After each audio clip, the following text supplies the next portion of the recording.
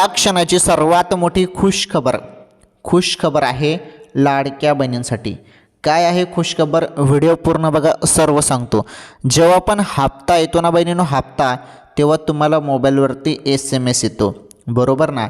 हप्ता जेव्हा येतो तेव्हा तुम्हाला मोबाईलवरती SMS येतो। आता प्रत्येक बहिणींच्या खात्यामध्ये हे बघा, प्रत्येक बहिणीच्या खात्यामध्ये हप्ता जमा होणार आहे 1500 रुपयाचा, आणि हा 1500 रुपयाचा 17वा हप्ता जमा होणार आहे।